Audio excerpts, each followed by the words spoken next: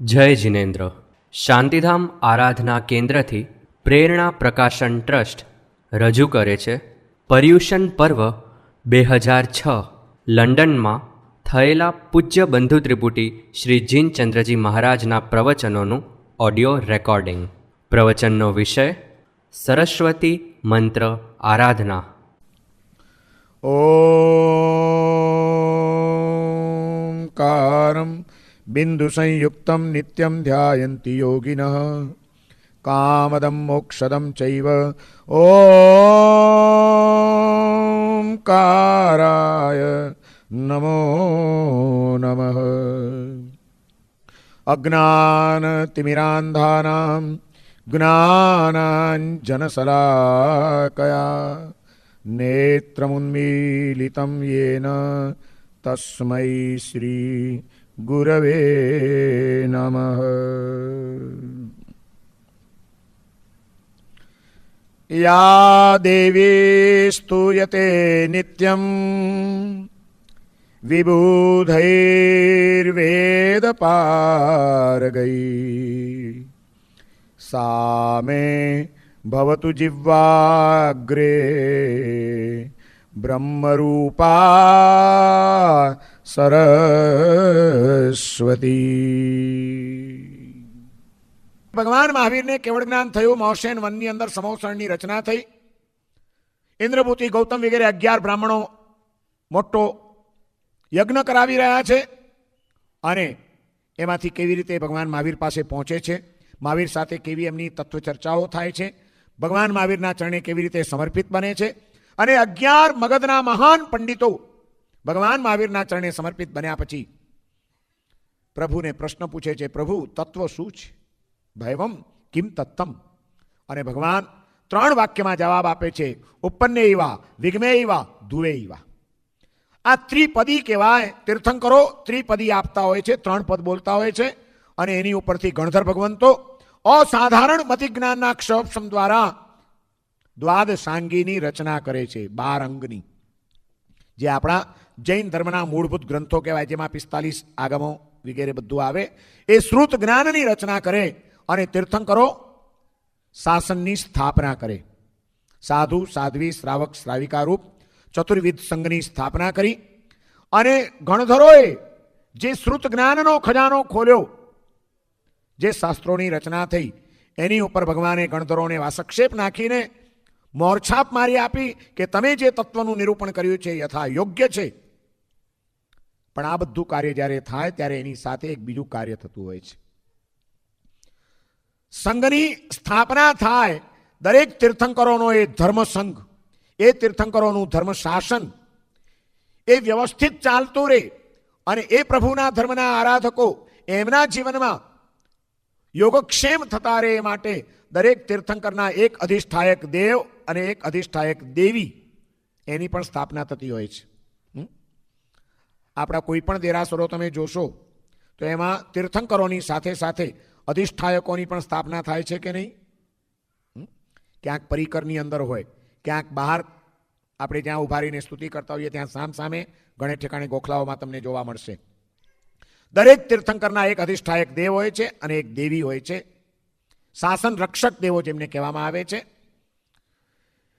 જેમ તીર્થંકરના અધિષ્ઠાયક દેવ દેવીની નિમણૂક થતી હોય છે, એમ એ તીર્થંકરોએ જે જીનવાણી વહાવી, શ્રુત જ્ઞાનની ગંગા વહાવી, એ શ્રુત જ્ઞાનની અધિષ્ઠાતા દેવી તરીકે તીર્થંકરોના દેવદેવી બદલાતા રહે, પણ એ તીર્થંકરોએ વહાવેલી જે જીનવાણી, એના દરેક તીર્થંકર વખતે દેવદેવી બદલાય નહીં. આદિનાથ ભગવાનથી લઈને એ તીર્થંકરોની જીનવાણીની અધિષ્ઠાયિકા તરીકે એક દેવીની સ્થાપના કરવામાં આવે, એનું નામ છે સરસ્વતી દેવી. સરસ્વતી એ શ્રુત દેવતા છે, જ્ઞાનની અધિષ્ઠાતા દેવી છે, જીનવાણીની અધિષ્ઠાયિકા છે. સરસ્વતી દેવીની આરાધના કરવાથી જીનવાણીનો ક્ષયોપશમ ખુલી જાય. સરસ્વતીની આરાધના કરવાથી બુદ્ધિનો વિકાસ નહીં પણ સદબુદ્ધિનો વિકાસ થાય. જરાક ભેદ સમજજો.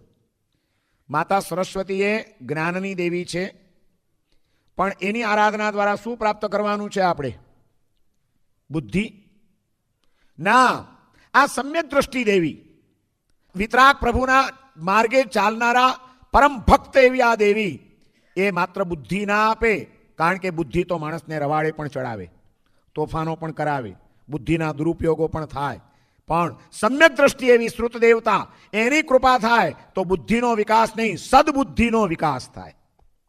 સદબુદ્ધિ આપણને આવે, સાચી સમજણ આવે, શાસ્ત્રોને સમજવાની ક્ષમતા આપણામાં આવે. આ સરસ્વતી દેવીની આરાધના પ્રાચીન કાળથી જ આપણે ત્યાં થતી આવી છે. શ્રાવક, શ્રાવિકા, સાધુ અને સાધ્વી એમના જીવનની અંદર રોજે રોજ શ્રુત દેવતા સરસ્વતીની આરાધના કરવાનું આયોજન આપણા જ્ઞાની પુરુષોએ કરેલું છે. આપણને કલ્પસૂત્ર વિશે કંઈ ખબર જ ન હોય એવું ચાલે?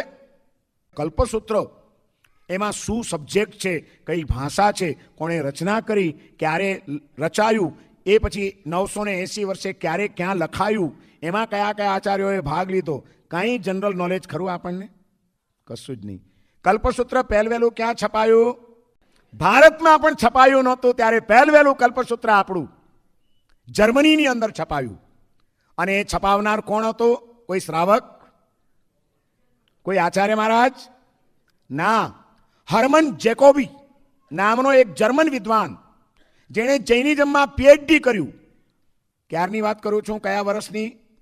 1879, 1879 વર્ષમાં હર્મન જેકોબી નામનો મહાન વિદ્વાન જર્મનીમાં થયો, અને એણે જૈનિઝમ ઉપર પીએચડી કરીને પહેલવેલું કલ્પસૂત્ર જર્મનીની અંદર રોમન લિપિમાં છપાવ્યું. ત્યાર પછી એની કલ્પસૂત્રના અંગ્રેજી અનુવાદો પણ વિદેશીઓએ કર્યા, અને એની ઉપર એ લોકોએ પીએચડીની થીસીસો પણ મેળવી. આવું મહાન કલ્પસૂત્ર. એ કલ્પસૂત્રની પણ અધિષ્ઠાતા દેવી કોણ? સરસ્વતી. આપણને કલ્પસૂત્ર વિશે ખબર ન હોય, આપણને સરસ્વતીની આરાધના રોજ ક્યારે કરીએ છીએ એની પણ ખબર. હમણાં આરતી કરી ને, આરતી પહેલા શું કર્યું જયુભાઈ? આરતી પહેલા શું કામ કર્યું? કઈ ક્રિયા કરી? પ્રતિક્રમણ. એમાં પ્રતિક્રમણમાં તમને ખબર છે તમે આજે સરસ્વતીનો કૌશક કર્યો હતો? ના? હે તો શું કરી ગયા? પોપટપાઠ. અરે આપણે રોજ પ્રતિક્રમણમાં સરસ્વતી દેવીની આરાધનાનો કૌશક કરતા હોઈએ છીએ. ખબર છે? સુએ દેવ્યાએ કરેમી કૌશકગમ આવ્યું તો વંદિતું બોલાઈ જાય ને, પછી આયર્ય વજ્જાય આવે, એક લોગસનો કૌશક, પછી નવકારના છેલ્લા બે કૌશક આવે ને, એમાં સુએ દેવ્યાએ કરેમી કૌશકગમ એમ કરીને આપણે કૌશક કર્યો, અને પછી સ્તુતિ બોલીએ છીએ. સુય દેવયા ભગવઈ નાણાવર્ણીય કમ સંગાયમ તે સિમ ખવેઉ સંયમ જે સિમ સુએ સાય રે ભક્તિ. બોલ્યા હતા આજે? બોલ્યા હતા કે ભૂલી ગયા હતા? બોલ્યા હતા? વાહ! આપણી આ કમનસીબી છે. મહાન ધર્મ ક્રિયાઓ આપણને મળી છે, અદ્ભુત સૂત્રો આપણને મળ્યા છે, શક્તિશાળી પ્રાર્થનાઓ આપણને મળી છે, પણ બધું પોપટપાઠ થઈ જાય છે. અર્થનો બોધ નથી આપણને. જ્ઞાનની ખામી કે રોજ પ્રતિક્રમણ કરતો હોય પણ એને ખબર ન હોય કે રોજ પ્રતિક્રમણમાં હું શ્રુત દેવતાનો કૌશક કરું છું. શ્રુત એટલે જ્ઞાન, અને એની અધિષ્ઠાયિકા દેવતા એટલે દેવી. શ્રુત દેવી એટલે સરસ્વતી. સુય દેવયા ભગવઈ, શ્રુત દેવતા ભગવતી. શું કરો? નાણાવર્ણીય કર્મ સંઘાયમ, મારા જ્ઞાનાવર્ણીય કર્મનો સંઘાત, એનો નાશ કરી નાખો. સરસ્વતીને પ્રાર્થના કરવામાં આવે છે આ પ્રતિક્રમણની અંદર. રોજ કરીએ આપણે. કોની? તેસીમ ખવેઉ સંયમ જેસીમ સુએ સાય રે ભક્તિ. એમના કર્મોને હંમેશા ખપાવો કે જેમના હૃદયમાં સુએ સાય રે ભક્તિ, શ્રુત સાગર પ્રત્યે, જીનવાણી પ્રત્યે ભક્તિ છે, એવા ભક્ત આત્માઓના જ્ઞાનાવર્ણીય કર્મના ક્ષયને કરનારા થાવ. આવી આપણે સ્તુતિ કરીએ છીએ. મોટામાં મોટા મહાન આચાર્ય મહારાજો હશે આજે આપણા, કે નાનામાંનાનો એક શ્રાવક હશે, પણ જે પ્રતિક્રમણ કરે એ રોજ શ્રુત દેવતાનો કૌશક કરે ને કરે. આચાર્યો પણ કરે, સાધુઓ પણ કરે. હા, શ્રુત દેવતાનો કૌશક કરવાનો, નવકાર પૂરો કરી કૌશક પાડીને આ સ્તુતિ બોલવાની. અને તેરસના દિવસે કેવું પ્રતિક્રમણ કર્યું હતું તમે? 14ના પક્ષી પ્રતિક્રમણ હતું. તેરસના કયું કહેવાય? આગલા દિવસે માંગલિક. ઓકે, માંગલિકની અંદર શરૂઆતમાં જે આપણે થોય બોલવાની આવે, એમાં કઈ થોય બોલાય છે? કલ્યાણ કંદમ બોલો છો ને? એમાં 4 થોય આવે. પહેલી ભગવાનની, બીજી 24 તીર્થંકરની, ત્રીજી જ્ઞાનની અને ચોથી દેવીની. એમાં કલ્યાણ કંદમમાં ચોથી સ્તુતિ કોની છે? ભાદરવા સુદ ત્રીજના દિવસે પણ આપણે પ્રતિક્રમણ તમે કરશો ત્યારે એ જ સ્તુતિ બોલવાના. તેરસના પણ એ જ બોલવાના. માંગલિક પ્રતિક્રમણમાં કલ્યાણ કંદમની જ સ્તુતિ બોલાય. અને એમાં ચોથી સ્તુતિ કઈ છે? કુંદિંદુ ગોખી રતુસાર વન્ના સરોજ હથ્થા કમલે નિસન્ના. આ શેની સ્તુતિ છે? સરસ્વતી દેવીની સ્તુતિ છે. કમલે નિસન્ના એટલે કમળ ઉપર બેઠેલા, સરોજ હથ્થા એટલે હાથમાં કમળને ધારણ કરનારા. કુંદિંદુ ગોખી રતુસાર વન્ના સરોજ હથ્થા કમલે નિસન્ના વાયેશ્રી વાગેશ્વરી વાણીની ઈશ્વરી દેવી. વાયેશ્વરી પુથ્થય વગ્ગ હથ્થા હાથમાં પુસ્તકને ધારણ કરનારી એવી સરસ્વતીની આપણે સ્તુતિ કરીએ છીએ. પછી આઠમના દિવસે કયું બોલાય સજ્જાય? સંસાર દાવા આવડે આ બહેનોને? તોય બોલાય ને. પણ સંસાર દાવામાં ક્યાંય સરસ્વતી આવે ખબર છે? આપણે તો ટેપ વગાડી જવાની, બાકી મગજમારીમાં પડવાનું. પ્રતિક્રમણ થઈ ગયું, બસ મજા આવી ગઈ. ના થઈ ગયું નહીં. શું પ્રતિક્રમણ? પતાવી લીધું. પતાવવાનું, મગજમારી નહીં. એ અર્થની ઉપાધિમાં આપણે ક્યાં પડીએ? બોધાગાધમ સુપદ પદવી નીરપુરાભિરામમ. ત્રીજી સ્તુતિ છે ને બોધાગાધમ, એ સરસ્વતીની સ્તુતિ છે. સારમ વીરા ગમજલ નિધિમ. ભગવાન વીરનો આગમના સમુદ્રના જલ રાશિના સારને મને આપો એવી વિનંતી છે. એમાં આ બધી સરસ્વતીની સ્તુતિઓ છે. ટૂંકમાં મારે એટલું કહેવું છે કે ઘણા વખત ઘણા લોકોના મનમાં એવી ગેરસમજ હોય છે કે સરસ્વતી ને લક્ષ્મી ને તો હિન્દુઓની દેવી છે, આપણા જૈનોની નથી. ના, આ બહુ મોટી ભ્રમણા છે. પહેલાં તો આ એક ભ્રમણા કાઢી નાખજો. સરસ્વતી એ જીનવાણીની અધિષ્ઠાયિકા દેવી છે. સરસ્વતી સમ્યક દ્રષ્ટિ દેવી છે. સરસ્વતીની આરાધના પ્રાચીન કાળથી આપણા પ્રતિક્રમણના અનેક સૂત્રોની અંદર પણ ગૂંથી લેવામાં આવેલી છે. અને એ રીતે આપણા મહાન આચાર્યોથી માંડીને બધા જ આપણે સરસ્વતીની સ્તુતિ, સરસ્વતીની પ્રાર્થના, સરસ્વતીના કૌશક આ બધું જ કરતા આવ્યા છીએ. એવી આ જીનવાણીની અધિષ્ઠાયિતા માતા સરસ્વતી, એની આજે આરાધના કરવાની છે. જૈન ધર્મમાં સરસ્વતીનું શું સ્થાન છે, કેવા કેવા મહાન આચાર્યોએ સરસ્વતીની કેવી રીતે સાધના કરી છે, એનો ઇતિહાસ તમે ક્યારેક સાંભળજો, તમને એમ થશે કે શું વાત છે. હેમચંદ્રાચાર્યે સરસ્વતીની આરાધના કરવા માટે કાશી તરફ જ્યારે પ્રયાણ કર્યું, પાટણથી વિહાર કરતા કરતા કરતા કરતા કાશી જવાનું છે. રોજ વિહાર કરતા કરતા આગળ વધે છે, કારણ કે સરસ્વતીનું સ્થાન કહેવાય કાશી. અને ત્યાં જઈને સરસ્વતીનું વરદાન પ્રાપ્ત કરવું હતું. વરદાન પ્રાપ્ત કર્યા પછી શાસ્ત્રોનું સર્જન કરવું હતું. અને હેમચંદ્રાચાર્ય જેવી મહાન પ્રતિભા, જેણે સિદ્ધરાજ જયસિંહ અને મહારાજા કુમારપાળને પ્રતિબોધિત કર્યા, જેણે 18 દેશમાં અહિંસાનું સામ્રાજ્ય સ્થાપિત કર્યું, એ હેમચંદ્રાચાર્યને સરસ્વતી સામેથી કાશી સુધી જવું ના પડ્યું. પણ એમના તપોબળ, એમનો સંકલ્પ બળ અને ધર્મ માટેની એમની નિષ્ઠા જોઈને સરસ્વતી પ્રગટ સામેથી થઈને એને દર્શન આપ્યા છે. ક્યાં આપ્યા છે ખબર છે? રાજસ્થાનની અંદર તમે રાણકપુર ગયા હશો. રાણકપુર જતા પહેલા આબુથી રાણકપુર જઈએ આપણે, એની વચ્ચે પિંડવાડા ગામ આવે છે, સિરોઈ રોડ. એ પિંડવાડાથી 2 માઇલ આ બાજુ આબુ તરફ અજારી કરીને નાનકડું ગામડું છે. નાનું ગામ છે, પણ એક જમાનામાં જૈનોની ઘણી વસ્તી હતી, આજે પણ છે. ત્યાં 52 જિનાલય દેરાસર છે ગામડામાં, ભદ્રેશ્વર જેવું અદ્ભુત જિનાલય છે, પ્રાચીન. અને એ જિનાલયના પ્રાંગણમાં જ સરસ્વતી દેવીની અલગ દેરી પણ છે. અને દેરાસરની અંદર જ્યારે આપણે દર્શન કરીએ ત્યારે રંગમંડપમાં, ગર્ભગૃહમાં નહીં, રંગમંડપમાં જ્યાં ઉભા રહીને આપણે દર્શન કરતા હોઈએ ત્યાં દિવાલે માર્બલની એક પાટિયું મારેલું છે. અને ત્યાં આગળ એક હેમચંદ્રાચાર્યની મૂર્તિ અને એક સરસ્વતી દેવીની પ્રાચીન મૂર્તિ જોઈન્ટ ત્યાં આગળ મૂકેલી છે. ક્યારેક જાવજો, બહુ પ્રાચીન મૂર્તિ. એ અજારી ગામથી પણ પાછું 2 કિલોમીટર જંગલમાં જવાનું. એકદમ કેગુર જંગલ છે, ખજૂરીના ઝાડ છે, એક નાનકડી નદીનું વહેણ છે. અને ત્યાં 2 પ્રાચીન મંદિરો છે, સેંકડો વર્ષો જૂના. એક છે માર્કંડેશ્વર મહાદેવનું મંદિર અને એની બાજુમાં બીજું છે સરસ્વતી દેવીનું મંદિર. અતિ પ્રાચીન સરસ્વતી દેવીનું અલગ મંદિર સ્વતંત્ર આ હજારી ગામના જંગલમાં છે. અને હેમચંદ્રાચાર્ય વિહાર કરતા રાજસ્થાનમાંથી પસાર થતા જ્યારે ત્યાંથી પસાર થઈ રહ્યા છે ત્યારે એ નદીના કિનારા પાસેથી આમ પસાર થતા હતા અને સામેથી એક કોઈક તેજસ્વી રૂપનો અંબાર આવતો દેખાયો. જળાહળા પ્રકાશ રેલાઈ રહ્યો છે.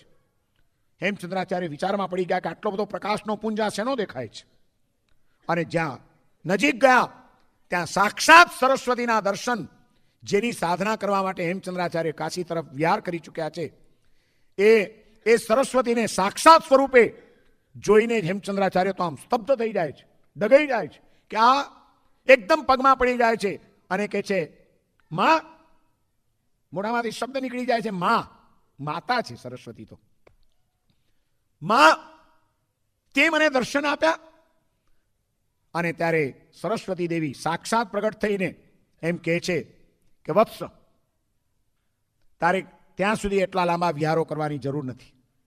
અહીં જ બેસીને સાધના કર, અનુષ્ઠાન કર, હું અહીં તને વરદાન આપીશ. અને ઇતિહાસ એમ કહે છે કે હેમચંદ્રાચાર્ય અજારીના એ નદી કિનારે જંગલમાં બેસીને 21 દિવસનું અનુષ્ઠાન કર્યું અને 21મા દિવસે પાછા પ્રગટ થયા સરસ્વતીજી અને કહ્યું કે વત્સ બોલ, શું જોઈએ? અને ત્યારે હેમચંદ્રાચાર્ય કહે છે કે માં, બીજું કંઈ નથી જોઈતું. એવી શક્તિ આપો, એવા આશીર્વાદ આપો, એવું વરદાન આપો કે શાસ્ત્રોના સર્જન કરું અને કળીકાળની અંદર પણ ભગવાનની વાણી અનેક આત્માઓને બસ મળતી રહે, કલ્યાણ કરતી રહે, એવા કંઈક શાસ્ત્રો મારા હાથે સર્જાય. તથાસ્તુ કહીને સરસ્વતી અલોપ થયા. અને ત્યાર પછી હેમચંદ્રાચાર્ય જે કલમ ચલાવી છે, તમે કહો મને કે કયા વિષય ઉપરનો તમને ગ્રંથ જોઈએ છે? ભાષા ઉપરનો જોઈએ છે, છંદ ઉપરનો જોઈએ છે, અલંકાર ઉપરનો જોઈએ છે, યોગ ઉપરનો જોઈએ છે, ધ્યાન ઉપરનો જોઈએ છે, સંગીત ઉપરનો જોઈએ છે? શેને લગતો ગ્રંથ? કોઈ વિષય એવો નથી જેની ઉપર હેમચંદ્રાચાર્ય કલમ ન ચલાવી હોય. અદ્ભુત ગ્રંથોના સર્જન હેમચંદ્રાચાર્ય કર્યા. સિદ્ધેમ વ્યાકરણની રચના કરી, 6000 શ્લોક પ્રમાણ. ત્યારે સિદ્ધરાજ જયસિંહે એ ગ્રંથને, હસ્તલિખિત પ્રતને હાથીની અંબાડી ઉપર લઈને આખા પાટણમાં એનો ભવ્ય વરઘોડો કાઢી અને એ જ્ઞાનનું સન્માન કર્યું હતું. ઇતિહાસ એમ કહે છે. પણ આટલું બધું જ્ઞાનનું સર્જન કરનારા હેમચંદ્રાચાર્ય કેવી રીતે કરી શક્યા? માતા સરસ્વતીનું વરદાન પ્રાપ્ત કરીને. અને એ પ્રસંગની સ્મૃતિ રૂપે અજારી ગામના 52 જિનાલયના દેરાસરની અંદર અત્યારે પણ સરસ્વતીની એક નાનકડી મૂર્તિ અને સાથે હેમચંદ્રાચાર્યની મૂર્તિ અસ્તિત્વ ધરાવે છે. રાજસ્થાન જાઓ તો ક્યારેક ગાડી રોકજો અજારી પાસે. બહુ નાનું ગામડું છે, ખબર નહીં પડે. અને ત્યાં આગળ અત્યારે તો એ પુરાતત્વ ખાતાના હાથમાં આવી ગયેલા છે બંને મંદિરો. બહુ પ્રાચીન હોવાના કારણે આર્કિયોલોજી ડિપાર્ટમેન્ટે એનો કબજો લઈ લીધેલો છે અને ત્યાં આગળ એનું બોર્ડ પણ મારેલું છે. અને ત્યાં એમાં એ પણ લખેલું છે કે સંસ્કૃત ભાષાનો મહાન કવિ કાલિદાસ, એ કાલિદાસે અહીં આગળ સરસ્વતીની સાધના કરેલી અને ત્યાં આગળ એને સરસ્વતીનું વરદાન મળેલું અને ત્યાર પછી કવિ કાલિદાસે સંસ્કૃત ભાષાના ગ્રંથો સર્જ્યા છે. ગઈકાલે કે પરમ દિવસે મેં જેની વાત કરી હતી, ડભોઈની યશો વિજયજી મહારાજની સમાધિ છે. આજથી 400 વર્ષ પહેલા જે થઈ ગયા યશો વિજયજી મહારાજ, કે જે લઘુ કલિકાલ સર્વજ્ઞ કહેવાયા, એ યશો વિજયજી મહારાજ અને શાંત સુધારસ ગ્રંથના રચયિતા પુણ્ય પ્રકાશનું સ્તવન નામ સાંભળ્યું છે? માણસ મરવા પડે છેલ્લે આપણે ત્યાં, તો અત્યારે પણ એને ઘણી વખત પુણ્ય પ્રકાશનું સ્તવન સંભળાવવામાં આવે છે, જેમાં જીવનભરના પાપોની આલોચના, પ્રાયશ્ચિત છે, મિચ્છામી દુક્કડમ છે, બધા જીવો સાથેની ક્ષમાપનાનો ભાવ છે, પરમાત્માની શરણાગતિ સ્વીકારવાની છે. ગુજરાતીમાં પુણ્ય પ્રકાશનું સ્તવન સમાધિ મરણ માટે શ્રેષ્ઠ માનવામાં આવે છે અને મરણની પથારીએ પડેલા ભાવિકોને સંભળાવવામાં આવતું હોય છે. એ પુણ્ય પ્રકાશ સ્તવનની રચના કરી વિનય વિજયજી મહારાજે. કલ્પસૂત્રનું વિવેચન લખ્યું વિનય વિજયજી મહારાજે. શાંત સુધારસ, જીવનમાં શાંતિ કેમ મળે એને લગતો અદ્ભુત ગ્રંથ, સાયકોલોજીકલ અને ફિલોસોફિકલ ગ્રંથ, જે આજે ખૂબ જ વંચાય છે અને અનેક આચાર્ય મહારાજો ચાતુર્માસમાં એની ઉપર પ્રવચનો આપતા હોય છે. એ પણ રચ્યું વિનય વિજયજી મહારાજે. આ વિનય વિજયજી અને યશો વિજયજી બંને ગુરુભાઈઓ અને બંને જણા તેજસ્વી. જૈન શાસ્ત્રોનું અધ્યયન કર્યા પછી એમને એમ થઈ ગયું કે અન્ય ધર્મોનું પણ ઊંડું અધ્યયન કરીએ અને પછી તુલનાત્મક હિન્દુ દર્શન શું કહે છે, બૌદ્ધ દર્શન શું કહે છે, સાંખ્ય દર્શન શું કહે છે, એની સામે જૈન દર્શનના સિદ્ધાંતો શું કહે છે અને એનો કેવી રીતે સમન્વય કરવો, એ માટે અન્ય દર્શનોનો અભ્યાસ કરવો પડે. એ માટે એના પંડિતો કાશીમાં રહેતા હતા તો ત્યાં જવું પડે. વિહાર કરીને બંને કાશી ગયા છે. અને કાશીમાં ગંગા નદીના કિનારે ધનજી સુરા નામનો એક શ્રાવક, ઇતિહાસમાં એના ઉલ્લેખો છે, આજથી 400 વર્ષ પહેલાની વાત છે. ધનજી સુરા નામના શ્રાવકે એ વિનય વિજયજી અને યશો વિજયજીના ગુરુ હતા. નય વિજયજી એમને વિનંતી કરી કે ગુરુદેવ, આપના તેજસ્વી બે વિદ્વાન સાધુઓને ભણાવવા માટે કાશી મોકલવા છે.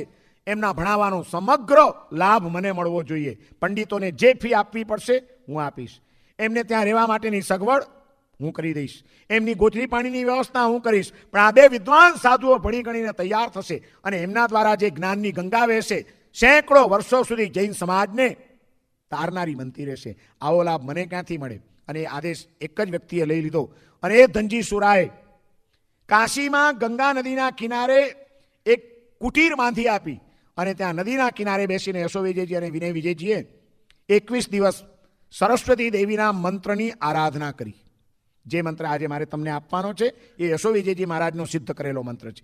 ગુરુ પરંપરાથી અમને પણ એ મંત્ર મળેલો છે. હમણાં જયુભાઈ કહેતા હતા એમ 8 જ વર્ષની ઉંમરે ભલે મેં દીક્ષા લીધી, મારો અભ્યાસ કંઈ જ નથી. ઘણા બધા અમને પૂછે, અશ્વિનભાઈ બધે પ્રવચનો કરીએ એટલે ઘણા બધા પૂછવા આવે, મારા સાહેબ તમે કેટલું ભણેલા? એટલે હું કહું શું લાગે છે તમને? એટલે કોઈ કે MA હશો, કોઈ કે BA હશો, કોઈ કે PhD હશો. એટલે હું કહું કે ના ભાઈ, એવાનું કંઈ જ નથી. હું માત્ર 1.5 ચોપડી ભણેલો છું. મુંબઈમાં અમે રહેતા હતા. અમારા પિતાજીને બિઝનેસ બધા મુંબઈમાં હતા. મુંબઈની ગુજરાતી સ્કૂલમાં હું ભણતો હતો.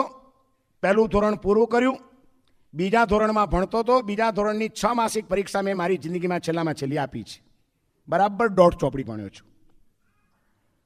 8 વર્ષની ઉંમરે દીક્ષા લીધી, પણ એ પહેલાં 1 વર્ષ ટ્રેનિંગ માટે ગુરુ મહારાજની સાથે રહેવાનું હતું. એટલે 7 વર્ષની ઉંમરે ઘર છોડ્યું છે અને હું 1.5 ચોપડી ભણેલો.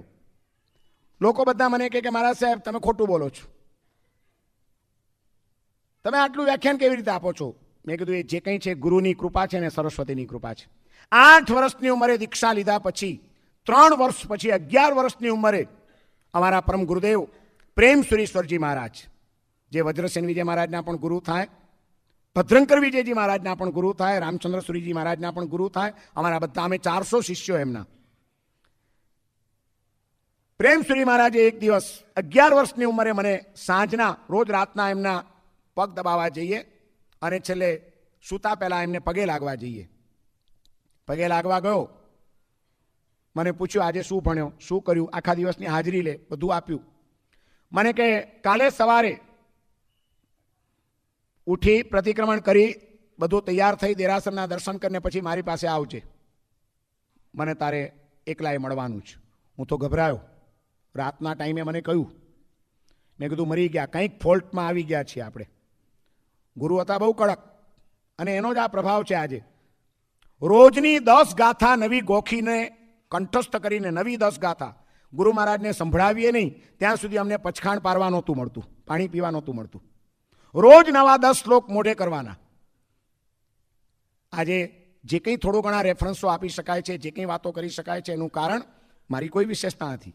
એ ગુરુએ જો તે વખતે એ કડકાઈ ન રાખી હોત, એ ભણાવવાનું ધ્યાન ન આપ્યું હોત અને એની સાથે સરસ્વતીની સાધના ન કરાવી હોત તો આજે હું એ અંગૂઠા છાપોત. મેં કીધું નક્કી કંઈક ભૂલમાં આવી ગયા છીએ. કાલ સવારે ગુરુ મહારાજ કોઈ દિવસ બોલાવે નહીં ને એકલા બોલાવ્યા છે, નક્કી લેફ્ટ રાઈટ લેવડાઈ જશે આપણા. રાતના ઊંઘ ન બગડે એટલે બહુ દયાળુ છે, બહુ પ્રેમાળ હતા ગુરુ, વાત્સલ્ય મૂર્તિ હતા. મેં કીધું રાતના ઊંઘ ન બગડે એટલે અત્યારે ઠપકો આપ્યો નથી, પણ સવારે તો આપણું આવી બનવાનું છે. જે હશે તે. સવારે તૈયાર થઈને ગુરુ મહારાજ પાસે ગયો. અમે 50, 60, 70 સાધુઓ કાયમ સાથે રહીએ. મોબાઈલ યુનિવર્સિટી હતી અમારી. વિહારોમાં પણ સાધુઓને ભણવાનું ચાલતું હોય, સિનિયર સાધુઓ જુનિયર સાધુઓને ભણાવતા હોય. હું ભણતો પણ હતો અને મારી પછીના દીક્ષિત સાધુઓને હું ભણાવતો પણ હતો સંસ્કૃત ભાષા. એટલે આટલા બધા સાધુઓ એટલે આચાર્ય મહારાજને તો સંઘના અનેક અગ્રણીઓ મળવા આવતા હોય, અનેક જાતના પ્રશ્નોની ચર્ચાઓ થતી હોય. એટલે આવા મોટા હોલમાં અમે બધા સાધુઓ હોઈએ અને એક કેબિન જેવું હોય, એમાં આચાર્ય મહારાજ હોય કે જેથી પર્સનલ કોઈને મળવું હોય તો ગુરુ મહારાજને મળી શકે. મને સાહેબે બોલાવ્યો, હું ગયો. નાનકડી રૂમ. મેં કીધું સાહેબ આવી ગયો છું. મને કે આ દરવાજો બંધ કર. મેં કીધું મરી ગયો હવે તો. એટલો ફફડ્યો. મેં કીધું આજ 2-4 તમાચા પડી જવાના. કંઈક મોટી ગંભીર મામલો લાગે છે. દરવાજો બંધ કરાવે છે સાહેબ. મને કે દરવાજો બંધ કર. દરવાજો બંધ કર્યો. આમન્યા એટલી હતી કશું બોલાય નહીં. ગુરુ એટલે ગુરુ. પછી મને કહે નીચે બેસ. પોતે પાઠ ઉપર બેઠા હતા. પછી મને એમણે એટલા વાત્સલ્યથી કીધું, મને કે જીનચંદ્ર, તને કંઈ ભાન છે? તને કોઈ અક્કલ છે? હજી છોકરમત છે તારામાં. આ ભગવાનના શાસનના આપણી ઉપર કેટલા બધા ઉપકારો છે. એ ઉપકારોનો બદલો આપણે કેવી રીતે વાળી શકશું? એક વાત યાદ રાખજે, કોઈ રીતે આ ઉપકારનો બદલો વાળી શકાય એવો નથી. એક જ રસ્તો છે, એ ભગવાનનો ધર્મ વધુમાં વધુ લોકો સુધી આપણે જો પહોંચાડી શકીએ તો જ એના ઉપકારમાંથી, એના ઋણમાંથી આપણે મુક્ત થઈ શકીએ. અને એ કામ તારે કરવાનું છે. આ એમના આશીર્વાદ જુઓ. ગુરુના હૃદયપૂર્વકના મળેલા આશીર્વાદ ફળ્યા વિના રહેતા નથી. 11 વર્ષનું નાનું અભણ બાળક, પણ એ ગુરુનો જે પ્રેમ મળ્યો છે અમને, એ ગુરુએ જે હૃદયના આશીર્વાદ આપ્યા છે, આજે એના થોડાક મીઠા ફળ ચાખી રહ્યા છીએ. મને કે તારે એ કામ કરવાનું છે. દુનિયામાં લોકો જૈન ધર્મનો અને ભગવાનના ધર્મનો પ્રસાર તારે કરવાનો છે. પણ એક વાત યાદ રાખજે, આવું મહાન કાર્ય આપણી હોશિયારીથી થઈ શકતું નથી, આપણી બુદ્ધિથી થતું નથી. આવું કાર્ય કરવા માટે દૈવી શક્તિનું બળ જોઈએ, કોઈક દૈવી સહાય જોઈએ. અને એ માટે આજથી મારે તને સરસ્વતીનું અનુષ્ઠાન કરાવવાનું છે. 3 દિવસનું. આજથી 3 દિવસ તારે આઈમ્બિલ કરવાના છે. બોલ થશે તારાથી? 11 વર્ષનો હતો. મને આંબેલનું જરાય ભાવતું નહોતું.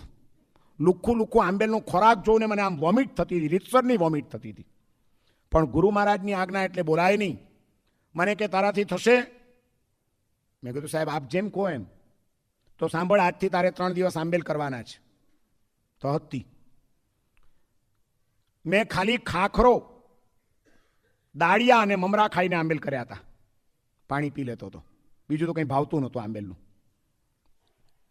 મને કે 3 દિવસ આંબેલ કરવાના છે અને હું તને એક સરસ્વતીનો મંત્ર આપું. એ મંત્રનો 1.25 લાખ વખત જપ કરવાનો છે 3 દિવસમાં. કેટલી વખત? 27. મને ગઈકાલે એક ભાગશાળી કે મને કે મહારાજ સાહેબ તમે 9નો આંકડો સમજાવ્યો ને, બહુ સરસ આઈડિયલ વાત હતી તમારી કે 108નો ટોટલ 9 થાય, ગમે એટલાથી ગુણો તો 9 થાય, અને માટે તમે રોજ 27 વખત મંત્ર જપ કરાવો છો. પણ મહારાજ સાહેબ આખરે તો 27નો પણ ટોટલ તો 9 જ ને, તો 9 વખત કરીએ તો ના ચાલે?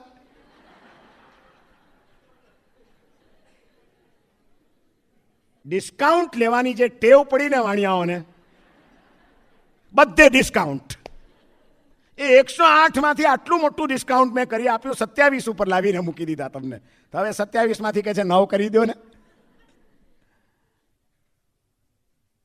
મને ગુરુ મહારાજ કે 3 દિવસ આંબેલ, સંપૂર્ણ મૌન, એક પણ અક્ષર મંત્ર સિવાય તારા મોઢામાંથી નીકળવો ન જોઈએ. અને 1.25 લાખ વખત મંત્ર જપવાનું. 1.25 લાખ વખત એટલે કેટલી માળા થાય? બોલો ભાઈ. 108 માંથી આપણે 8 ભૂલી જઈએ, એક માળાના 100 ગણીએ તો 1.25 લાખ માટે કેટલી માળા જોઈએ? બોલો ને ભાઈ, હું ભણેલો નથી. 1250. હા એ જ 1250 માળા ગણવાની 3 દિવસની અંદર.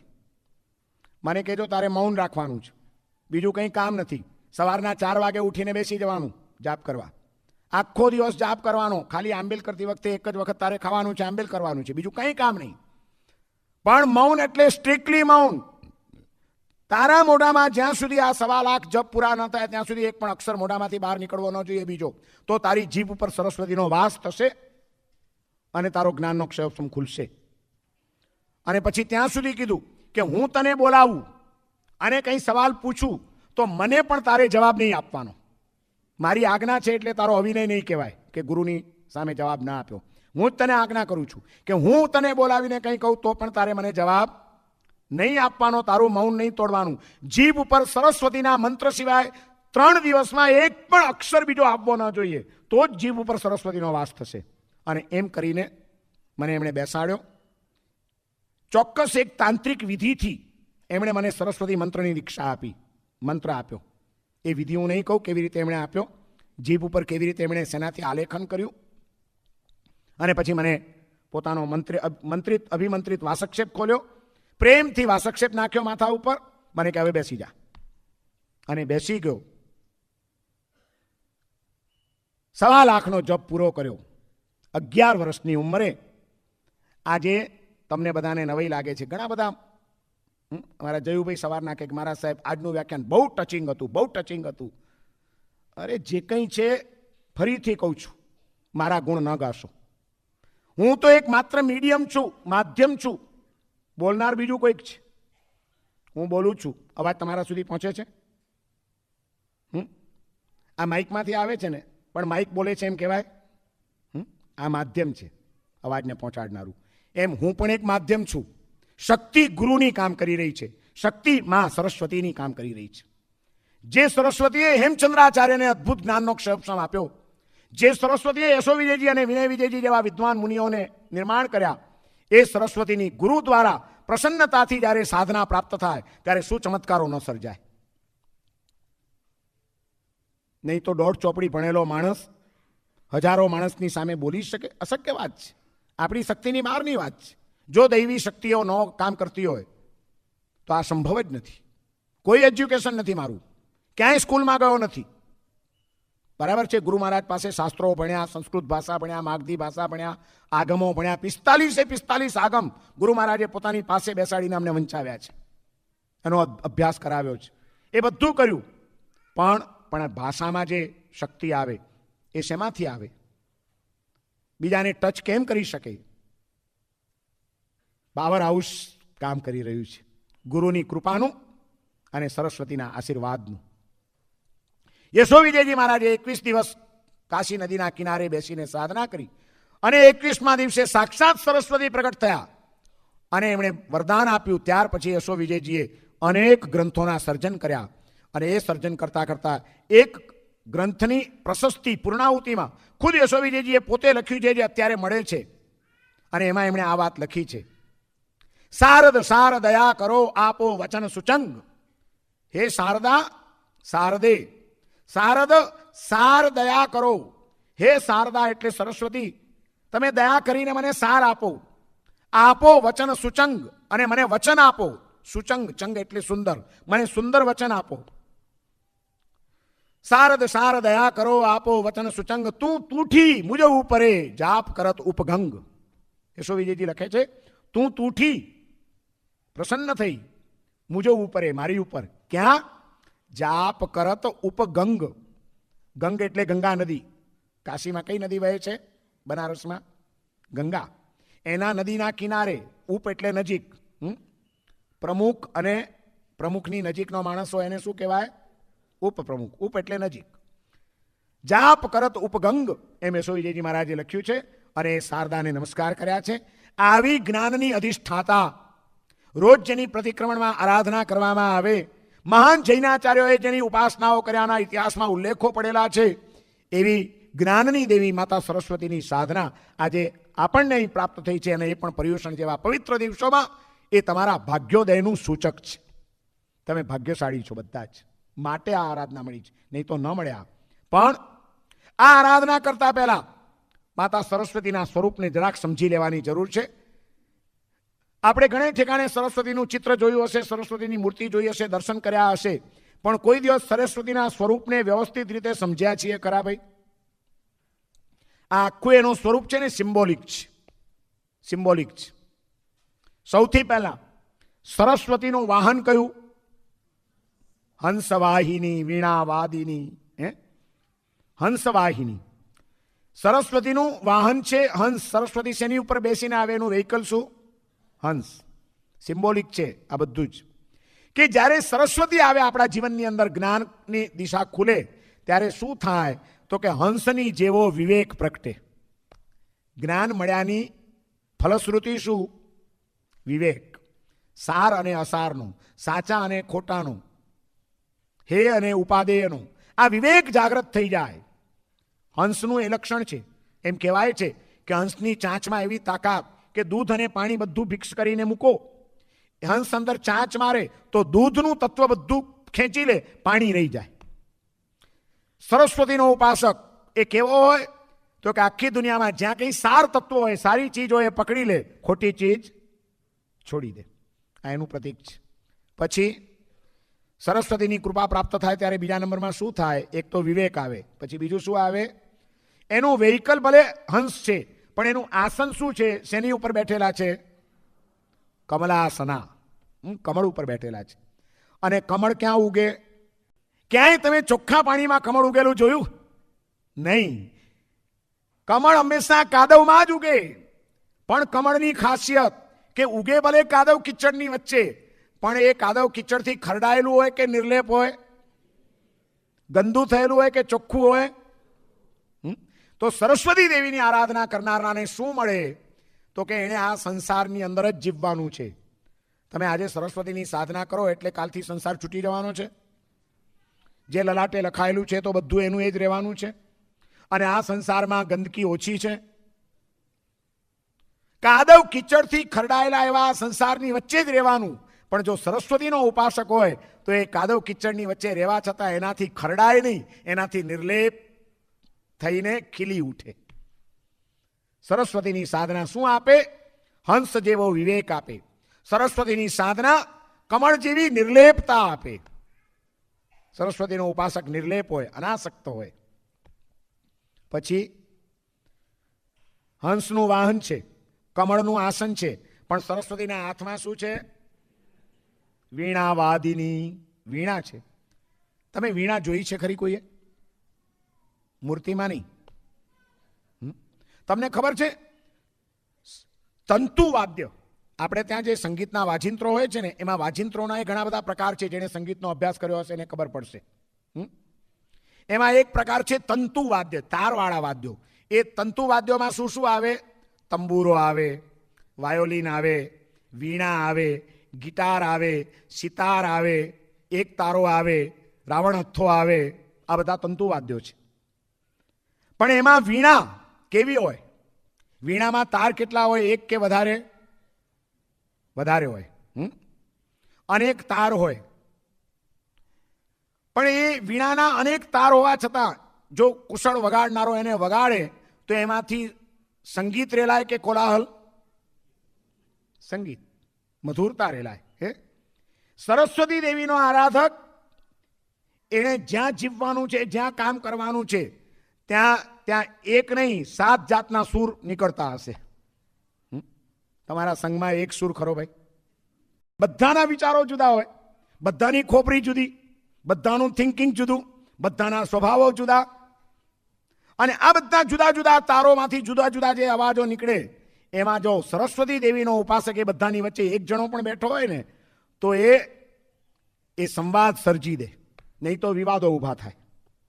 હા, સરસ્વતી દેવીની આરાધના કરી હોય, સરસ્વતીની કૃપા પ્રાપ્ત થઈ હોય તો શું થાય? ભિન્ન ભિન્ન વિચારધારાઓની વચ્ચે પણ જ્યારે સરસ્વતીનો ઉપાસક જઈને બેસે કે ઊભો રહે ત્યારે એવી કુનેથી કામ લે કે બધાને એક મત કરી સાંકળી લઈને સંગીત રેલાવી દે. અને નહીં તો ઝઘડા ઝઘડી, વિવાદ ઊભા થાય, કોલાહલ ઊભો થાય. આ વીણા એનું પ્રતીક છે, સિમ્બોલ છે કે સરસ્વતીની આરાધના કરીને શું કરવાનું? અરે સંઘમાં નહીં, કુટુંબમાં પણ કુટુંબનો વડીલ જો સમજદાર હોય, સરસ્વતીની કૃપા પાત્ર હોય તો એ કુટુંબની અંદર પણ શાંતિ અને સંપ જળવાયેલા રહે. નહીં તો કુટુંબમાં એ બધાની એક વિચારધારા હોય, દરેકના વિચારો જુદા, દરેકના સ્વભાવો જુદા, બધાના મગજમાં ઈગો ભરેલા, રોજ ટકરાયા કરતા હોય.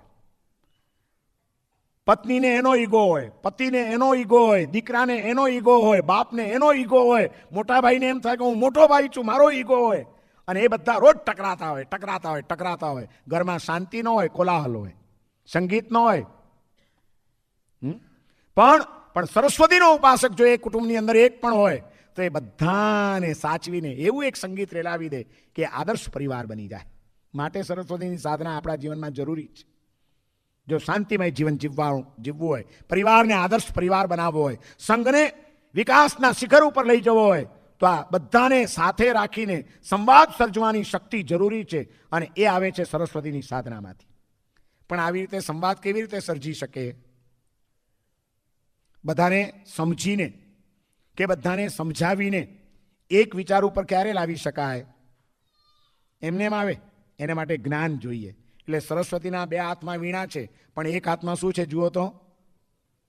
હવે છે ને, તમે ક્યારેક જુઓ ને, સરસ્વતીને નજીકથી જોજો, બધું એક એક ચીજો દેખાશે તમને. આ સિમ્બોલિક છે કે સરસ્વતીનો ઉપાસક અનેકાંત દ્રષ્ટિનો ઉપાસક બની શકે, સૌને સમજી શકે, સૌને સમાવી શકે એવો દ્રષ્ટિકોણ એને કેવી રીતે પ્રાપ્ત થાય? તો કે જીનવાણીના અભ્યાસમાંથી, શાસ્ત્ર સ્વાધ્યાયમાંથી એને પ્રાપ્ત થાય. એટલે કે સરસ્વતીનો ઉપાસક હંમેશા સ્વાધ્યાય પ્રેમી હોવો જોઈએ, જ્ઞાન પ્રેમી હોવો જોઈએ. સતત એણે જ્ઞાનની ઉપાસના કરતા રહેવાની છે. આપણે તો સરસ્વતીની માળા ગણી લઈએ, બાકી કંઈ ચોપડી બોપડી જ્ઞાન વિના જીવનમાં ચાલે?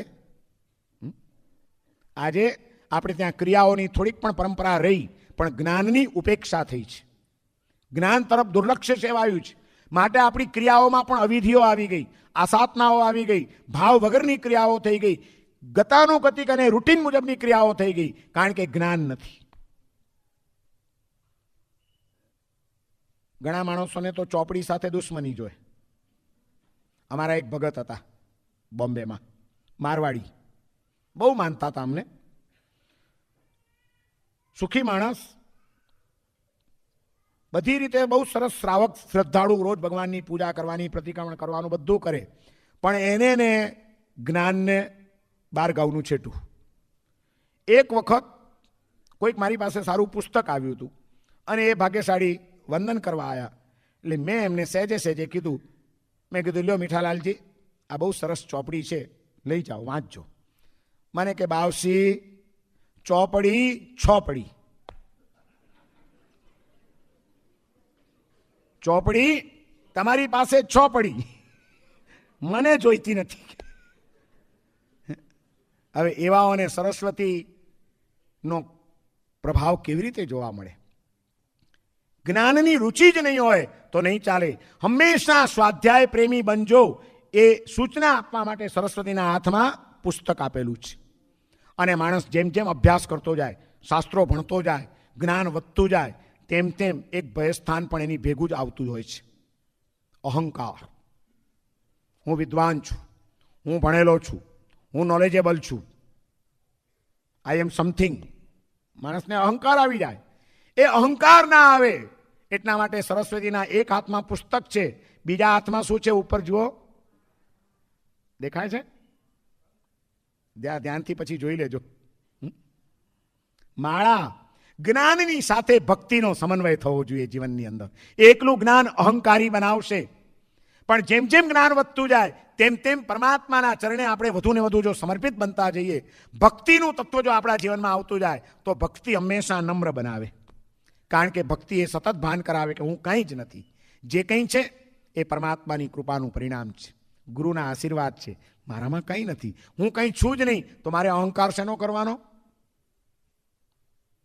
આખું આ સરસ્વતીનું સ્વરૂપ સિમ્બોલિક છે. સરસ્વતીની સાધના કરવાથી શું મળે? હંસ જેવો વિવેક, કમળ જેવી નિર્લેપતા, વીણા જેવી સંવાદિતા, જ્ઞાનનો પ્રેમ અને ભક્તિની પરાકાષ્ઠા. આ બધું જ આપનાર જો કોઈ તત્વ હોય તો માતા સરસ્વતીની સાધના છે. અને એટલા માટે આપણે સરસ્વતીની આરાધના કરવાની છે કે એક બાજુ જ્ઞાનના માર્ગે પણ વિકાસ થતો જાય, અને બીજી બાજુ વધુ ને વધુ નમ્ર બનીને આપણે ભક્તિના માર્ગે પણ આગળ વધતા રહીએ, ક્યાંય એકાંગી ન બની જઈએ. સરસ્વતીની સાધના શું શું આપે? બીજું, આ તો એક ચેપ્ટર થયું. સરસ્વતી જ્ઞાનની દેવી, કળાની દેવી, બુદ્ધિની દેવી છે, સદબુદ્ધિને આપનારી દેવી છે. એ સરસ્વતીની સાધના જો આપણી સફળ થાય, એની કૃપાના જો આપણે પાત્ર બનીએ, તો આપણામાં શું શું આવે? કઈ કઈ શક્તિઓનો વિકાસ થાય? માનસિક શક્તિઓનો. આપણો મેમરી પાવર સ્ટ્રોંગ થઈ જાય. ઘણા બધા મને પૂછે, મને કે મારા સાહેબ તમે આમ હમણાં કહેતા ને જયુભાઈ કે ચોપડી રાખે છે મારા સાહેબ, પણ ચોપડી રાખવાની જરૂર શી? આ ભગવાને આપ્યું છે કે નહીં? કોમ્પ્યુટરમાં એકવાર પ્રોગ્રામ ફિક્સ કરી નાખવાનો, પછી જોઈએ ત્યારે જે ફાઇલ ખોલવી હોય એ ખોલવાની. કાલે ગૌતમ સ્વામીની ફાઇલ ખોલી હતી, આજે સરસ્વતીની ફાઇલ ખોલી. ફોલ્ડર જ બદલવાનું હોય, બાકી કાંઈ જ નહીં. પ્રોગ્રામ ફિક્સ થયેલા પડ્યા જ હોય, ચોપડીની જરૂર છે. મને ગુરુ મહારાજે બહુ નાનો હતો, ન ભૂલતો તો લગભગ 25 વર્ષની ઉંમર જ્યારે મારી થઈ ત્યારે પહેલી વાર મને વ્યાખ્યાન વાંચવાનો એમણે આજ્ઞા કરી. અને ખંભાતની પાસે ધર્મજ નામનું ગામ છે, ત્યાં પર્યુષણના 8 દિવસ વ્યાખ્યાન માટે મને એમણે મોકલ્યો હતો. પણ ત્યારે મને એમણે સૂચના કરી હતી કે હવે તારે વ્યાખ્યાન વાંચવાના છે. પહેલેથી ટેવ પાડતો જ નહીં કે પોઈન્ટ લખી જવાને ચબરખીઓ સામે રાખવી. જો એકવાર એ ટેવ પડી ગઈ તો પછી તું તારી રીતે સીધી સીધું બોલી જ નહીં શકે. ટેવ જ નહીં પાડતો સામે કંઈ ચબરખી રાખવાની. વિચારી લેવાનું, ચિંતન કરી લેવાનું બધું, પણ વ્યાખ્યાન વખતે સામે કશું જ નહીં, પછી મોઢે જ બોલવાનું. અંદરથી જ્ઞાન આવવું જોઈએ, બહારથી થોપેલું ન હોવું જોઈએ. એ એમની સૂચના આજે મને એટલી બધી ખરેખર એમ લાગે છે કે પરફેક્ટ હતી કે આજે 10 કલાક પણ મારે બોલવું હોય તો એટલી તો એમની કૃપા છે જ કે ટુ ધ પોઈન્ટ, કોઈ વિષયાંતર કર્યા વિના એ જે વિષય લીધો એ વિષય બોલીને અને છતાં પુષ્કળ રેફરન્સ આપીને બોલી શકું. સરસ્વતીની કૃપા. શું મળે એનાથી? મેમરી પાવર સ્ટ્રોંગ થઈ જાય. માણસોને યાદ નથી રહેતું, ભણે છે પણ. પુસ્તક તો લીધું હાથમાં, વાંચીએ તો છીએ પણ યાદ રહે? મેમરી પાવર આપણો વીક છે, સ્ટ્રોંગ થવો જોઈએ. સરસ્વતીની કૃપાથી મેમરી પાવર સ્ટ્રોંગ થાય છે. બીજું શું થાય? ગ્રાસ્પિંગ પાવર વધે, ગ્રહણ શક્તિ, યાદ શક્તિ એટલે કે મેમરી પાવર. બીજા નંબરમાં ગ્રહણ શક્તિ, ગ્રાસ્પિંગ પાવર. ઘણી વખત આપણને જ્ઞાન મળતું હોય છે, ભણાવનારા ભણાવે, પણ માણસ ગ્રહણ નથી કરી શકતો. એનો ગ્રાસ્પિંગ પાવર બહુ વીક હોય છે, માટે કંઈ પલ્લે પડતું. પછી એમ કે મારા સાહેબ વ્યાખ્યાન તો બહુ સારું વાંચે છે, પણ આડું બધું ઉપરથી જાય છે. ગ્રાસ્પિંગ પાવર આપણો હોવો જોઈએ. સરસ્વતીની સાધનાથી યાદ શક્તિનો વિકાસ થાય, ગ્રહણ શક્તિનો પણ વિકાસ થાય. ગ્રહણ તો કરી લીધું, પણ ગ્રહણ કર્યા પછી એને યોગ્ય રીતે જો સમજતા ના આવડે તો ગડબડ થાય કે નહીં? ત્રીજા નંબરમાં સમજણ શક્તિનો વિકાસ, understanding power. Memory power, grasping power, understanding power એ પણ વધે છે. ચાલો, સમજણ પણ આવી ગઈ, પણ ખાલી સમજણથી કામ ચાલે? શાસ્ત્રોમાં તો એક ઈશારો આપ્યો હોય, ટૂંકું એક વાક્ય હોય, પણ એની ઉપરથી અર્થો બધા કાઢવા પડે, એનો વિસ્તાર કરવો પડે. વિસ્તરણ શક્તિ, વિવેચન શક્તિ, એક્સપાન્ડિંગ પાવર. જે એક વાક્ય મળ્યું એને એક્સપાન્ડ કરો. એક વિષય લ્યો, એને કલાકો સુધી રગડ્યા કરો, લાંબો પોળો દાખલા, દલીલો, દ્રષ્ટાંતો આ તે આપીને એને એટલો બધો એક્સપાન્ડ કરો કે કોઈના મગજમાં ફિટ બેસી જાય. આ પાવર ન હોય તો એ કામ ચાલે?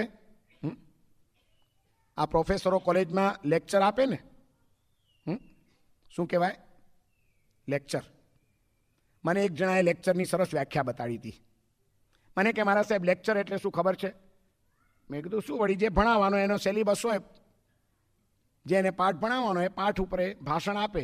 મને કે એમ નહીં, લેક્ચર શબ્દ જ બતાડે છે કે જે વાત લે એને કચર કચર કચર કચર કરે એટલે લેક્ચર થઈ જાય. લે એને કચરવાનું, બસ એનું નામ લેક્ચર. વિસ્તાર શક્તિ. મને એવા બી વક્તાઓ મળેલા છે, મને કહે હા તમે કે અમારા બધા મિત્ર સાધુઓ હોય ને, એટલે મને જીનચંદ્રજી તરીકે બહુ ઓછા બોલાવે. ઘણા બધા અમારા મિત્ર સાધુઓ જીનજી મહારાજ કે મને કે જીનજી મહારાજ તમે આમ 2-3 કલાક વ્યાખ્યાન વાંચો છો અને તોય તમારો વિષય એટલો ને એટલો ચાલે છે, ખૂટતો નથી. હાડું અમે તો વ્યાખ્યાન વાંચીએ, ઘણી બધું તૈયારી કરીને ગયા હોઈએ, અડધા કલાકમાં તો મસાલો ખલાસ થઈ જાય છે. હવે ટાઈમ કેમ પૂરો કરો એ સવાલ આવે છે. તમે કેવી રીતે આટલું લાંબુ કરો છો? મેં કીધું સરસ્વતીની સાધના કરો, જાઓ. Expanding power. તમારામાં વિવેચન શક્તિ હોવી જોઈએ. એક વાતને અડધા કલાકમાં પણ રજૂ કરાય, ટાઈમ હોય તો, જેવો ટાઈમ. અને એની એ વાત ટાઈમ હોય ને 2 કલાક લંબાવી હોય તો 2 કલાક બી લંબાવી શકાય. બંને આવડવું જોઈએ. સંક્ષેપ કરવાની પણ તાકાત હોવી જોઈએ અને વિસ્તાર કરવાની પણ તાકાત. યાદ શક્તિ, ગ્રહણ શક્તિ, સમજણ શક્તિ, વિવેચન શક્તિ, પછી બધું આવડે, વિસ્તાર પણ મગજમાં ખ્યાલ હોય, પણ બીજાને સમજાવવા માટે વક્તૃત્વ શક્તિ. ઘણા માણસો તમે જોશો ને, તો વિદ્વાન હોય, પંડિત હોય, પણ ઓરેટરી ન હોય, એનામાં લોકોને પકડી ના રાખી શકે. ઘણા એવા પંડિતો છે, ખરેખર વિદ્વાન છે, અભ્યાસી છે, શાસ્ત્રોનું નોલેજ છે, પણ તમે એમને પ્રવચન કરવા બેસાડો તો આજે 25 જણા હોય અને કાલે 15 થઈ જાય. કારણ કે એટ્રેક્ટ ના કરી શકે. વક્તૃત્વ શક્તિ, બીજાઓની આગળ એ શાસ્ત્રની વાતોને સરળતાથી રજૂ કરવાની તાકાત સરસ્વતીની કૃપાથી પ્રાપ્ત થાય છે. પછી બીજું શું જોઈએ હવે? બોલો બોલો. સરસ્વતીની કૃપાથી શું શું મળે? હવે કંઈ ખૂટ્યું? હે? કોન્ફિડન્સ, વિશ્વાસ. વિશ્વાસ તો જ્ઞાન હોય તો આવે, ભણ્યા વિના કોન્ફિડન્સ ના આવે. વક્તૃત્વ શક્તિની સાથે જ અભિનય શક્તિ, એ પણ એક કળા છે. આ કળાની દેવી છે, જ્ઞાનની દેવી છે. અભિનય, તમે જે વાત કરો છો એને અનુરૂપ તમારા ચહેરાના ભાવ હોવા જોઈએ, એને અનુરૂપ તમારી બોડી લેંગ્વેજ જેને કહેવાય. બોડી લેંગ્વેજ કોને શું કહું? બોલજો, મારી કંઈ ભૂલ થાય તો. આપણે અંગ્રેજી ભણેલા નથી. તમે જે બોલો તમારે અડધું બોલવું પડે ને અડધો તો તમારો ચહેરો ને હાવભાવ જ કહી દે અને સામા માણસને અસર કરી જાય. વક્તા એને કહેવાય જે ધારે ત્યારે માણસોને હસાવી શકે અને ધારે તો રડાવી શકે, એવી અભિનય શક્તિ હોય. અત્યારે તમારી પિક્ચરોની દુનિયામાં અભિનય સમ્રાટ કોણ કહેવાય? અમિતાભ બચ્ચન.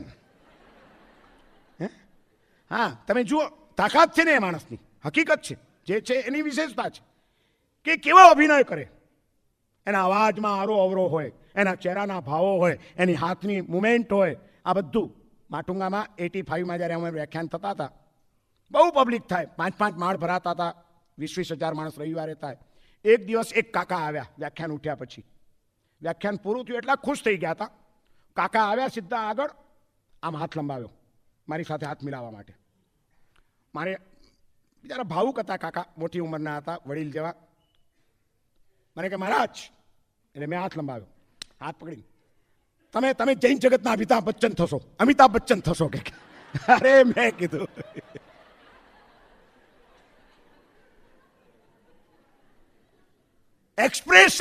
Expression power.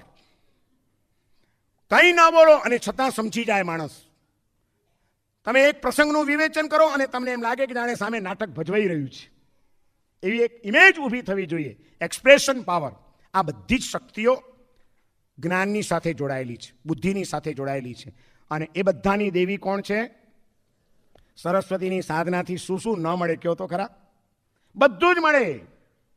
વિવેક મળે, નિર્લેપતા મળે, સંવાદિતા મળે, જ્ઞાન મળે, ભક્તિ મળે, યાદ શક્તિ મળે, સમજણ શક્તિ મળે, ગ્રહણ શક્તિ મળે, વિવેચન શક્તિ મળે, વક્તૃત્વ શક્તિ મળે, અભિનય શક્તિ મળે.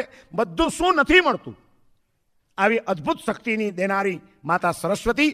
એ સરસ્વતીની સાધના જો વ્યવસ્થિત રીતે થાય, ગુરુગમથી થાય, નિષ્ઠાપૂર્વક અને અખંડપણે જો થાય, તો એ આ બધી જ શક્તિઓનો વિકાસ કરાવ્યા વિના રહેતી નથી. આજે લાંબી વાત ન કરતા હું મારી વાતને અહીં જ અટકાવું. સરસ્વતીની સાધના આપણે કરવાની છે રોજની જેમ. પહેલાં પરમાત્માની અને સદગુરુની કૃપા પ્રાપ્ત કરવાનો સંકલ્પ, ત્યારબાદ ઓમકારના નાદ સાથે પ્રાણાયામની ક્રિયા, ત્યારબાદ મંત્ર આપવાની વિધિ, અને પછી સરસ્વતીની થોડીક આપણે સ્તુતિ વગેરે કરીશું અને અડધા કલાકમાં આપણો કાર્યક્રમ આપણે પૂર્ણ કરીશું. હવે રોજની જેમ જ શરીરને એકદમ ઢીલું, રિલેક્સ છોડી દેજો. ખભામાંથી રિલેક્સ, પગમાંથી રિલેક્સ, એકદમ ક્યાંય તાણ નહીં, ક્યાંય સ્ટ્રેસ નહીં, એકદમ રિલેક્સ થઈને બેસવાનું છે.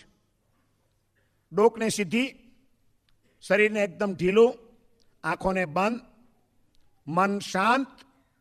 અને પરમાત્માના પ્રસાદ એટલે કૃપાથી અને સદગુરુની કૃપાથી મારી આ સાધના સફળ થાવ એનો સંકલ્પ રોજ જે રીતે આપણે બોલીએ છીએ, હું બોલાવું એ રીતે બધા બોલજો. ત્યાર પછી ઓમકારના નાદ સાથે 3 વખત ઓ લંબાવીને 3 વખત મ લંબાવીને આપણે પ્રાણાયામ સાથે ઓમનો નાદ કરીશું અને ત્યાર પછી મંત્ર આપવાની વિધિ થશે. શ્રી પરમાત્મા પ્રસાદાત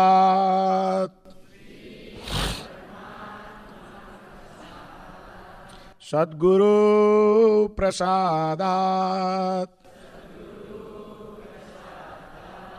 મમ એસ યોગ ફલતુ.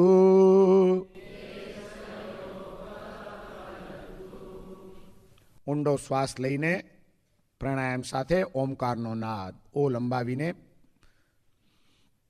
ઓ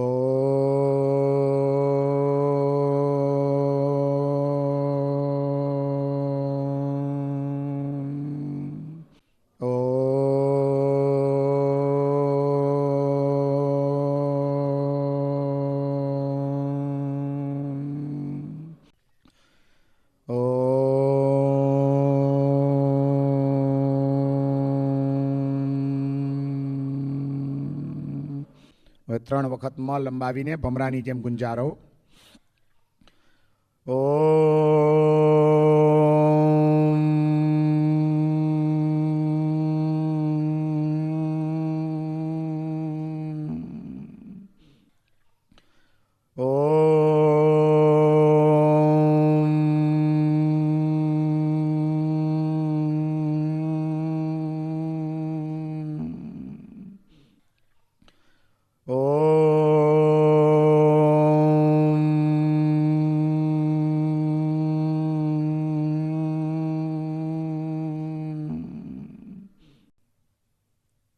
આંખો ખોલજો.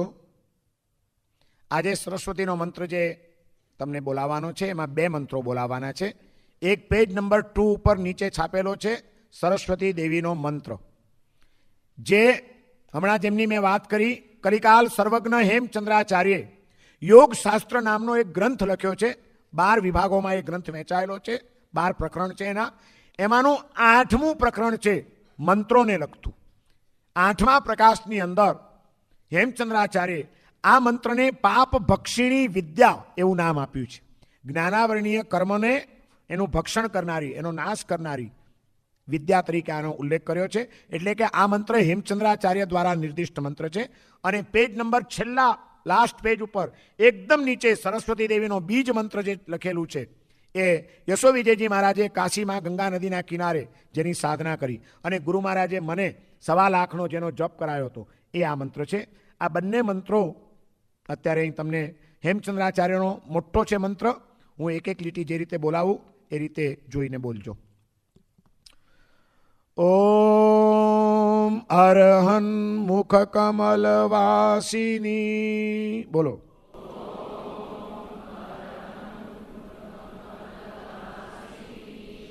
પાપાત્મ ક્ષયંકરી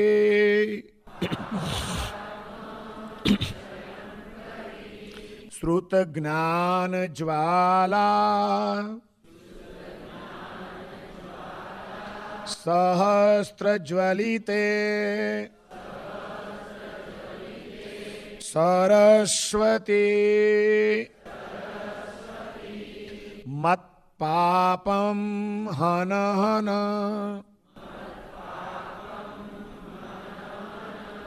દહ દહ ક્ષામ ક્ષીમ ક્ષોમ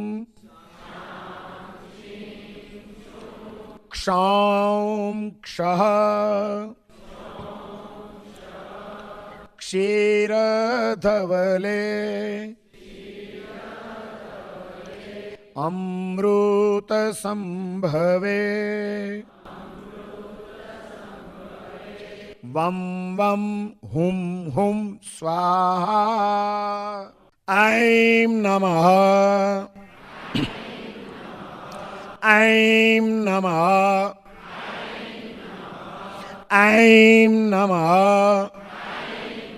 ચાલુ કરો. ઐં નમઃ ઐં નમઃ ઐં નમઃ ઐં નમઃ ઐં નમઃ ઐં નમઃ ઐં નમઃ ઐં નમઃ ઐં નમઃ ઐં નમઃ ઐં નમઃ ઐં નમઃ ઐં નમઃ.